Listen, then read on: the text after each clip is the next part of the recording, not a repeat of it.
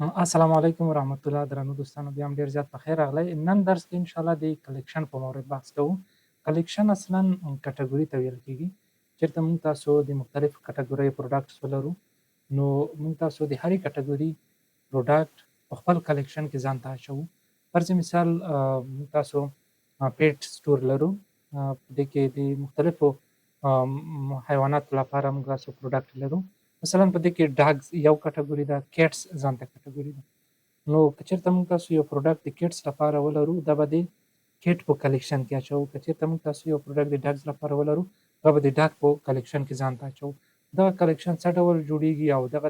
هر کلیکشن ته دغه پروډکټ څه ډول ور اضافه کیږي دې باندې به موږ تاسو اوس بحث کوو راځو کله چې د شاپیفای ډاشبورډ ته موږ تاسو راغلو لګین شولو خپل ډاشبورډ ته نو تاسو به راشئ پروډکټ باندې به کلیک وکړئ په پروډکټ کې به راشئ دغه دویم اپشن کلیکشن باندې به موږ تاسو کلیک وکړو او اوس به دلته مختلف کلیکشنونه موږ تاسو جوړ کړو مثلا په تیر درس کې موږ تاسو درې کټګورۍ لرلې یو کیټ لپاره و یو د ډاګ لپاره او یو هم نیو ارایولز پروډکټ نو دلته خود به خود اتوماتیکلی یو کلیکشن موجود دی هوم پیج دا زه غواړم ډیلیټ کړم دی به ټیک مارک وکړو دی باندې به کلیک وکړو ډیلیټ نو دغه به د منځه لاړ شي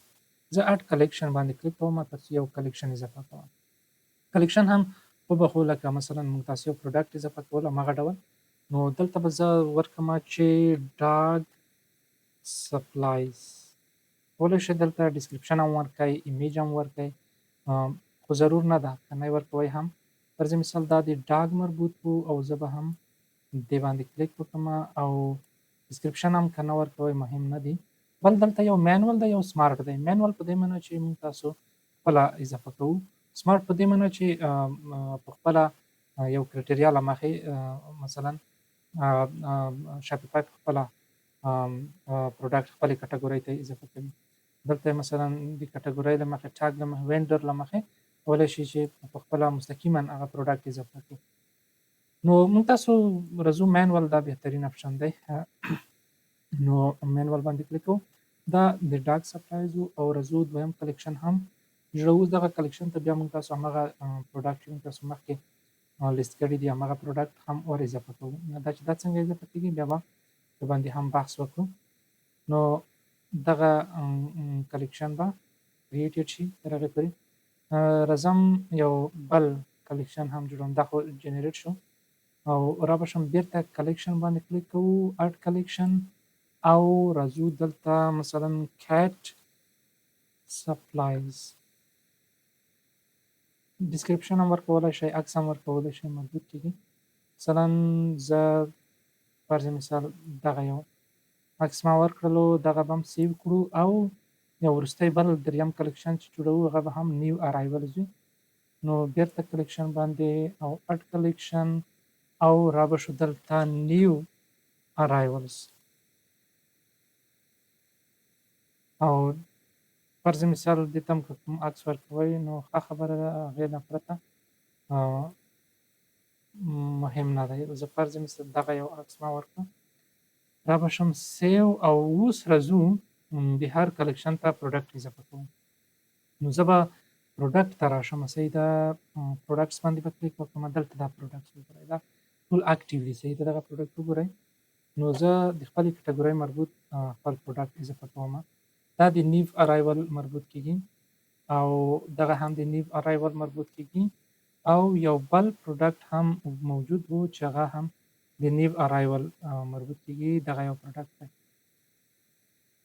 نو دغه به موږ تاسو څنګه به وکړو اوس کله چې موږ دا سلیکټ کړل بیا به موږ څه کوو را به شو دغه 3 ډاټس چې دي دې باندې به کلیک وکړو او لاندې به راشو نو دغلته اډ ټو کلیکشنز دغه باندې به کلیک وکړو اډ ټو کلیکشنز او له هغې نه وروسته په کوم هغه کې راځي نیو ارایول دا د دې مربوط کېږي سیو به یې کړو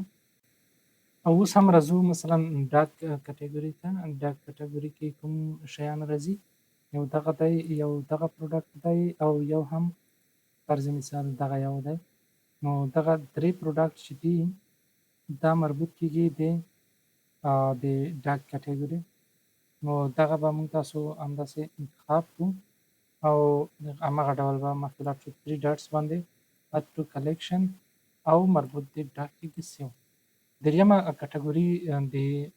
کټ کټګوري و، یو دغه پروډکټ دی، یو هم دغه پروډکټ دی، او یو هم دغه درې پروډکټ دي. او رزو 3 ډاټس کلیکشن او رزو کټ سپلایز ده، او د باندې به کلیک وکړو. سیو شو. نو موږ تاسو کلیکشن هم جوړ کړلو. صحیح ده. نو کلیکشن پروډکټس دا ټول جوړ شول. نو اوس کوم تاسو راشو خپل سٹور ته، نو کولای شو په هر برخه کې هم په کلیکشن کې او هم په فیچر برخه کې موږ تاسو پروډکټ وګورو، هم چې نن پروډکټ سیکشن کې. نو د هیله چې د کلیکشن په برخه باندې هم تاسو پوه شوي وي. راتلونکي درس کې به ان شاء الله موږ تاسو په خپل سٹور ګورو چې دغه پروډکټ په کومه برخه کې موجود دي او څه ډول هرې برخې ته دغه پروډکټ بیا اضافه کولی شو. نو په دې هیله چې راتلونکي درس کې هم موږ سره پاتې شئ او تر اخره موږ تعقیب کړئ. د اوس لپاره مننه، خوشحاله اوسئ.